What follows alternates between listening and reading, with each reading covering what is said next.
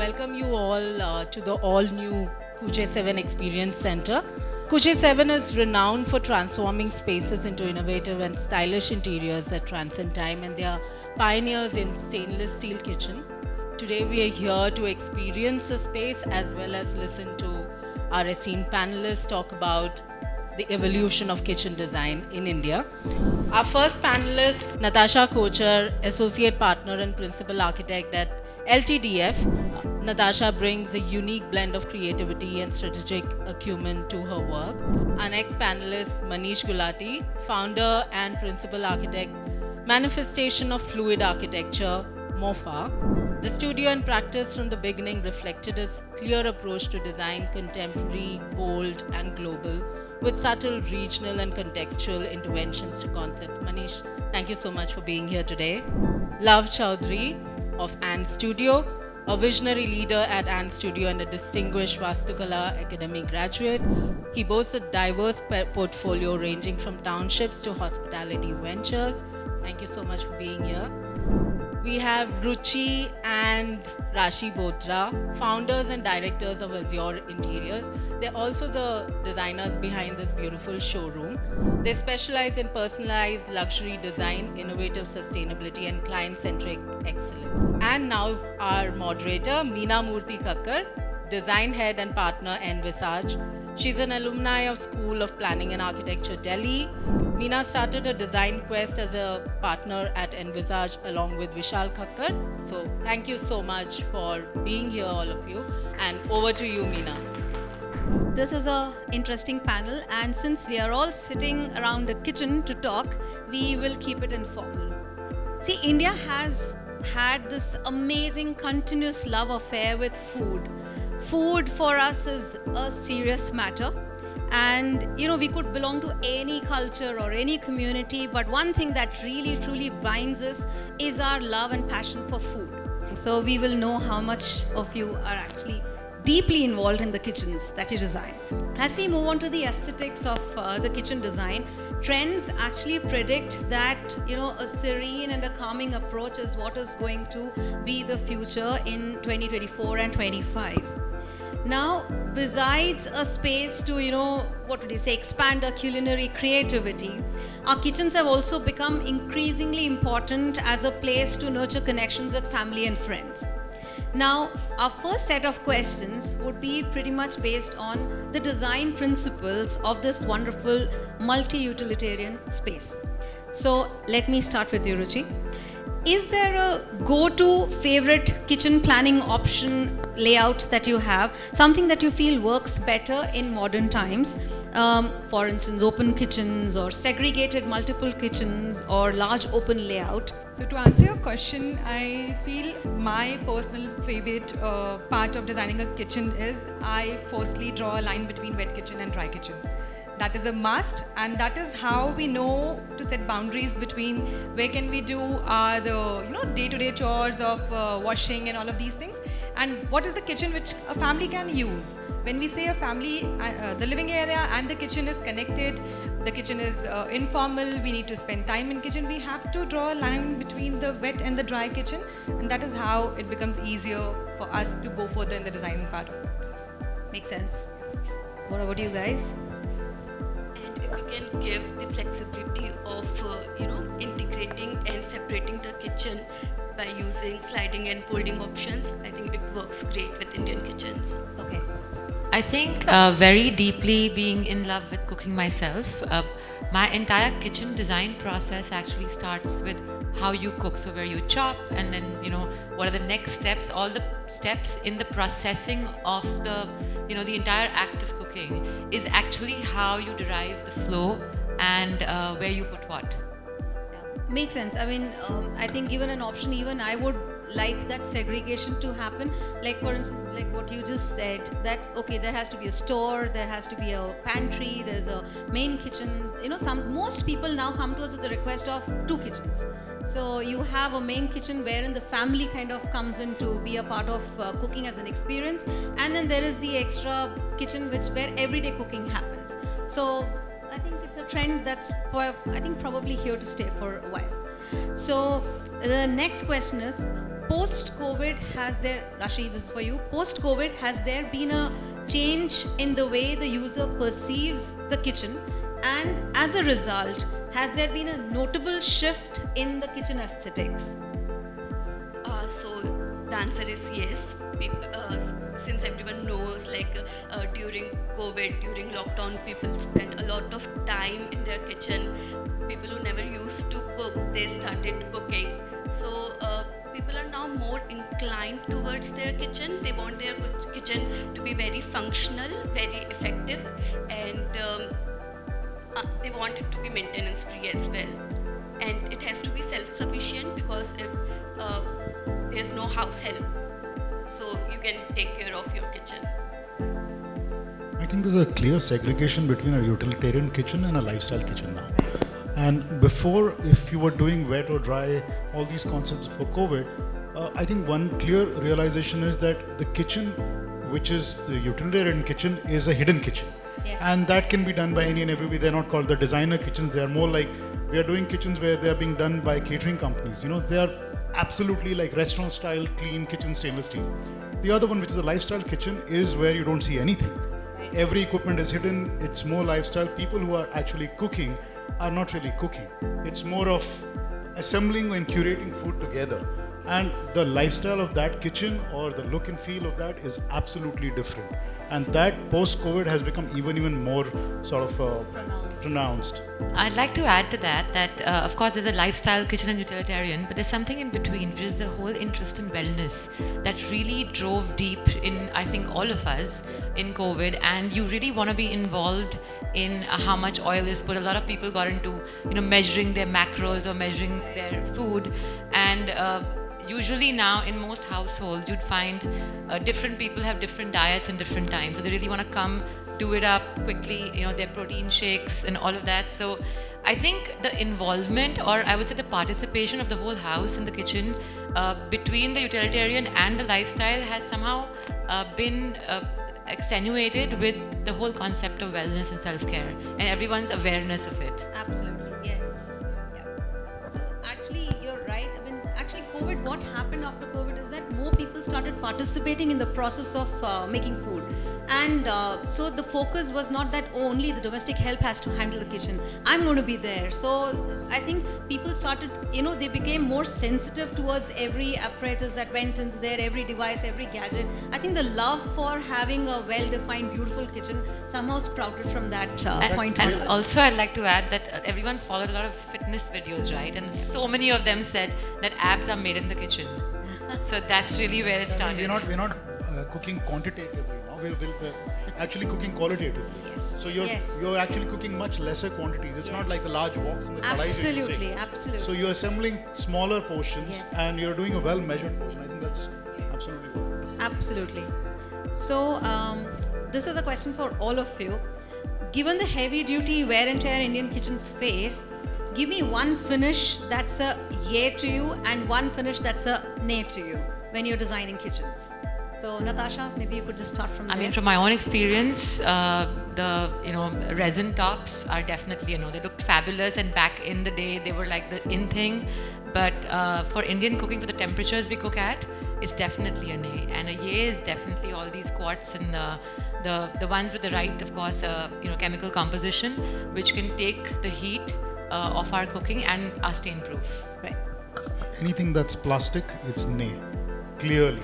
The microplastics to plastics anywhere near the kitchen is a nay. Anything that's natural, Yep. ceramics to stones to metal even, something that can take all the resistance Right. is a yay. I think the finish that I would suggest is going for liquid metal, because that, like Natasha said, can take the wear and tear. The stains can be easily cleaned, and like we want our kitchens to look neat and nice. Right. Then that would be the case. And a nay would be acrylic finishes, certainly, which Acrylic is part of finishes, plastic yeah. as well. Yeah. We're all on the same page, pretty much. So I think stainless steel is for carcass is a very good idea for Indian kitchen. Absolutely. You're sitting around one. I think everyone has answered, but Koreans on the top is a nay for me. Yes. Yes. And the yay will definitely be any hard substance which does not absorb the haldi. If it is not Yes. absorbing haldi, it can go off. Yeah. Yeah, totally get it. I mean, stainless steel that way is a wonderful material. It's very, very flexible. But yeah, I'm surprised why there is a kitchen company that's not started a name with haldi. Haldi is There should be one. obsessed with It's- haldi. There should be one. Indian yeah. kitchen is haldi. It's the Just haldi. scariest ingredient in a Somebody kitchen. should start a name, haldi kitchen. I mean, you see all these images of these wonderful Italian stones and beautiful, designer stones on surface, and your first thought that comes to your head is haldi. Okay. So now we move on to the intuitive kitchen, probably like innovation and technology that comes into a kitchen. Now, see, the world of kitchen design is taking huge strides in terms of innovation and tech incorporation now across the world, not just in India. We are sitting at Kuche7's new showroom, and some of the stuff is absolutely fantastic if you've gone through the showroom. Now, question is, when we love this is for you, when we come to Indian kitchens, a lot of them are run by house help. Is that a deterrent to adopting new tech in our kitchens? How do you choose which or how much tech is a comfort or is in a practical zone? To start off, I would say the first thing that we come across when we are designing any project, and specifically the kitchen part, is having a conversation with the people who are going to really use it. So the functionality lies there. If it's going to be servant-run kitchen, if it's like a utilitarian kitchen, or the ladies of the house or the men of the house, they really want to be part of the cooking process or not. So that defines the functionality that we want to hide the kitchen. So that's a closed kitchen, or we want a show kitchen as well. When you have decided on these parameters, then you segregate the utilitarian kitchen, where majorly the rugged finishes are used. We really delve into the hardware a lot, because that is the important part, because that is like using the same, so soft close don't work. People do give soft close, they don't work at all, because the servant will just pull it off because he wants to do it every now. They close now it to and their then. feet. Tuck. Yeah, same way. Or maybe he's just having a plate in his hand and he will kick it like that. But the best part happens is the show kitchens, because now, so now what we were talking about, like the kitchen, the way Indian mindset has gone. We used to eat earlier, like have outside food or go to restaurants maybe once in a week. Now it's almost like everyday thing. But that concept has kind of come down to the daily usage as well. So in our own households, we are cooking very much. The people are involved. The conversations start to happen around the kitchen. So they want see things to happen around the kitchen, right? Yes. So the way the finishes and the way the automation part or the smart, electronics are coming in, they just want to be very quick with that. So let's say the guest is coming in, you have to quickly, clean the kitchen, or you want to keep it as neat and nice properly. So all the equipments, all the things that you don't want to show to your client, your guest, are kind of hidden, tucked away. So it becomes pretty much like a neat box, but it's just how that cube kind of fits in. So that's the thought process now. Interesting. Want to answer Yes. technology related Yes. question? Oh, yes, please. Yes, please. I don't know why we're scared of technology, and we consider that a house help does not know. My house help makes TikTok videos on smartphones. So no technology in the kitchen is smarter than a smartphone when it comes down to it. Right. And talking about taking cue from Natasha, I think the future kitchens do need to have a combination of sustainability. Maybe a terrarium, maybe an aquaponics is a part of it, which takes care of water and everything, all those requirements for the plants. You've got the fresh herbs, and a weigh scale in the the counter itself. So the moment you're putting your ingredients, something that pops up on your phone, something that a screen on the thing itself that tells you what you're cooking, how you're cooking. With AI coming into it, with optical recognition technology, you literally can make out what ingredient to what quantity, what weightage you're putting in, and it tells you what is the calorific value of it, how healthy or unhealthy you're cooking. True. So that is the future of kitchen, and I think we need to go beyond just the aesthetics of it into a more sensible way of how we cook till now. We have been just for centuries talking about the durability or the look and feel of a kitchen, and it has to go beyond the aesthetics. I agree. See, I think when I went through Kuche7's showroom, there's one thing that I really loved is that they have convertibility also as part of technology. That's tech, yes, right? absolutely. So I mean, like the counter that we are sitting around, this turns into a bar counter. So it's a beautiful addition. So I think that I love that. That's a start. Yeah. I want to add something on technology. I think technology is, I would, for a kitchen particularly, I would put it in 4 parts. So one is mechanical technology, Right. which is your hardware. Yep. Now today, I think we have the best hardware available in India, Of course. which is a rarity. And I think that's really enabled access to a lot of people to really good kitchens. And the second is material technology, which again, we have so much access today. Right. So if you've got your top and your fascia and your hardware sorted, to me, these two technologies are actually the most important for the life cycle of a kitchen. And then of course, there's the appliances, which keep upgrading, as and when. And then fourth is the digital, which I think we're still not as far ahead as the digital refrigerators or your grocery managements and all of that. Maybe that adaptability will come over time. With automation now, automation has also gone next level.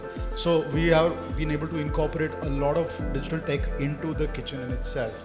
To tell you exactly what you're doing, Right. where you're doing. The next question has been partly answered by all of you, but just in case if you want to add to what you are just saying, is there a favorite technology that comes to your mind that you would really push for with your client and say if you're doing a kitchen, this is something that you should definitely be looking at? Is there something that Voice you feel? controlled sort of recipe which can be just pulled and plugged out and you have the ingredients right in front of you, that kind of thing. A visual appeal to the... Interesting. I think lighting and material technology, I always suggest that go Lighting. with the best quality materials, because like I said, that's the most important for the life cycle or the lastability of a kitchen. Yeah, we speak very less about lighting when we talk about kitchen designs, and that's something that really needs to be looked at as well. So, yep.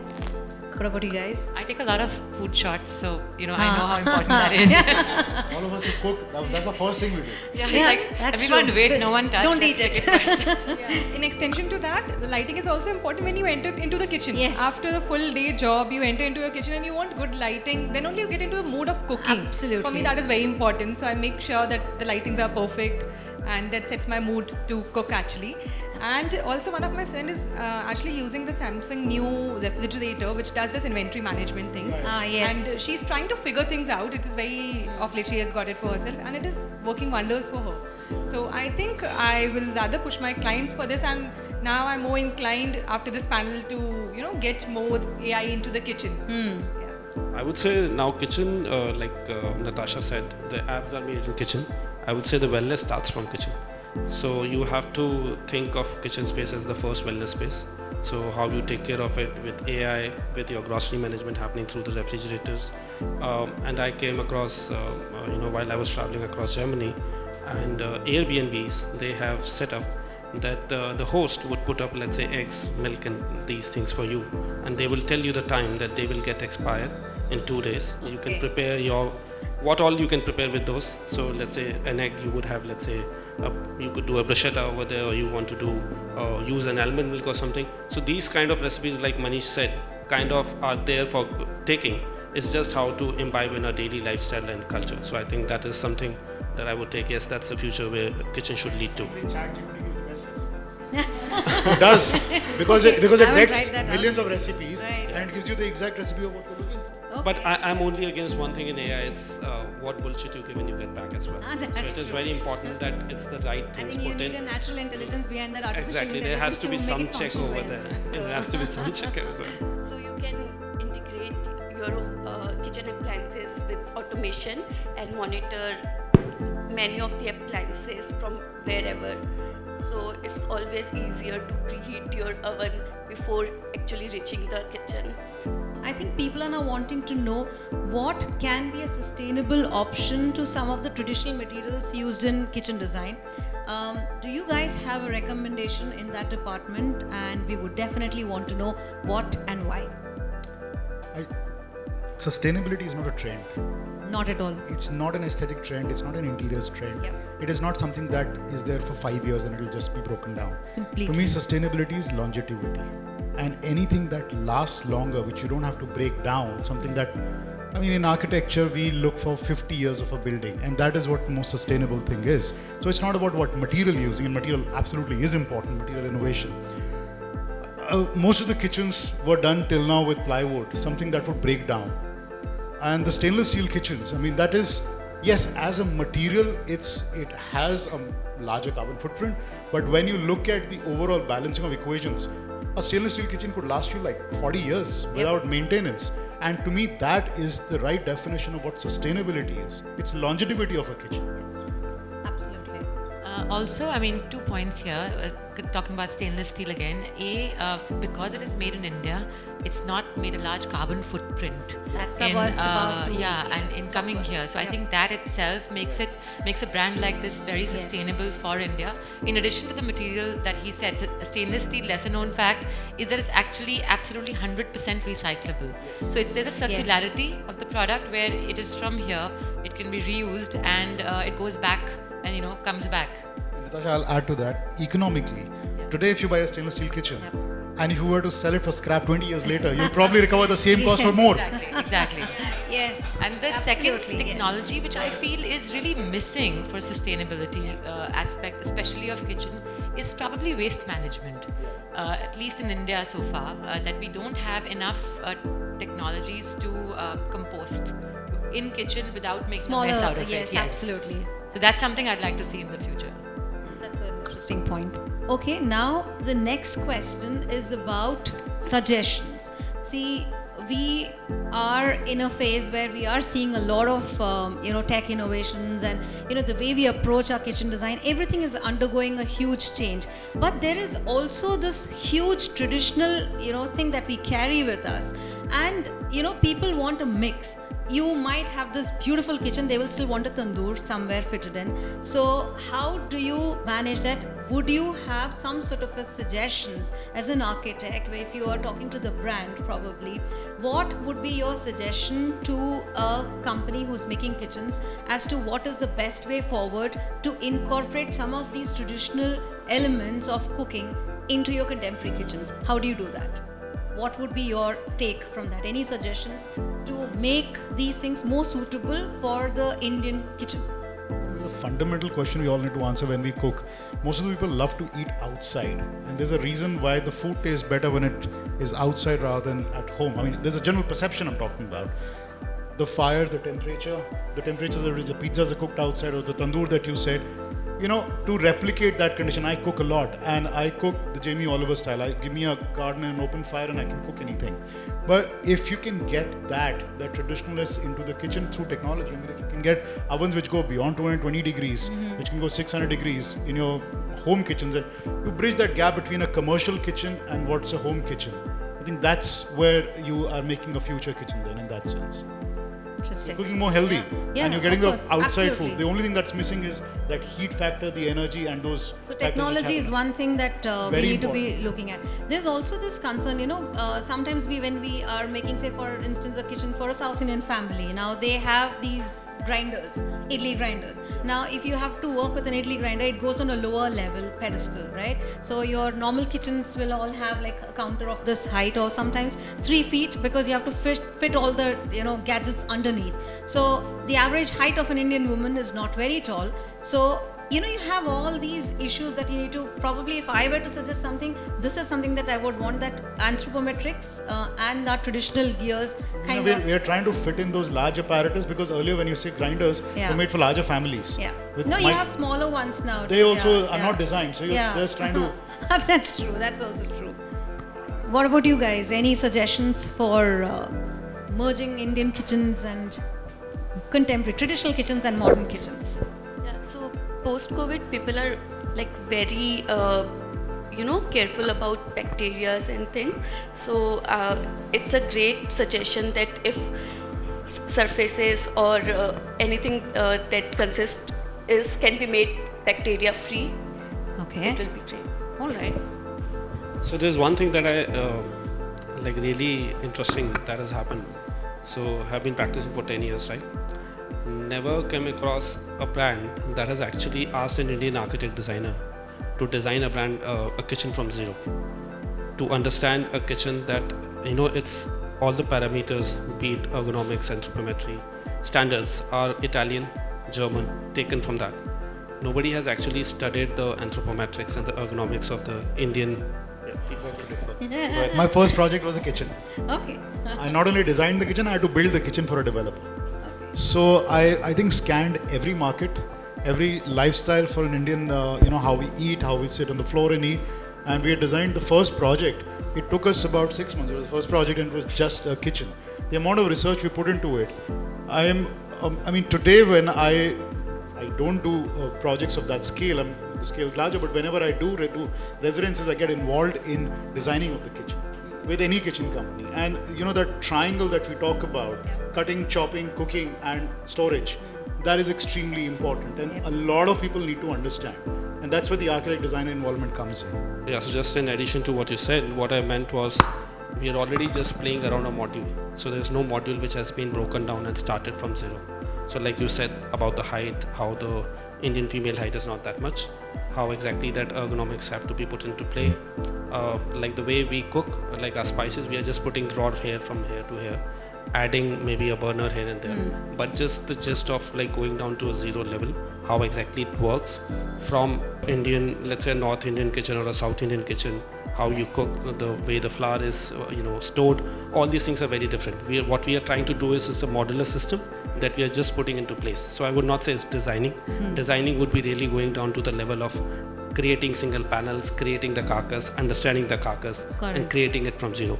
Stainless steel, yes, it does help, but I'm still saying that there's a lot to be done on that level if you have to really customize to the Indian clientele. We even had a request to embed what you call that silbatta on the counter. So it's like, and it needs to be next to the kitchen so that you can wipe it and clean it. So you have these oddball things that people need. So then you're like, especially masala storage. I think that's always that's a challenge. another thing, They expect it to be down below, and most of the Yeah. cooks are always complaining about it. Yeah, many a times we get requests where they can sit and chop vegetables. Yes. So I think options in terms of modularity is something that we might need a little more as compared to the global market in India. Now the last question for this panel is actually a question for the brand in whose wonderful showroom we are sitting in and which has been designed by both of you. So what aspect of kitchen design has appealed or impressed you the most in this showroom? What part of Kuche7 has really appealed to your senses as a designer or as a user? So the time when we started working on this project, at that time the range that Kuche7 had and now what they have in terms of finishes, they have grown by 10x and they are evolving every day.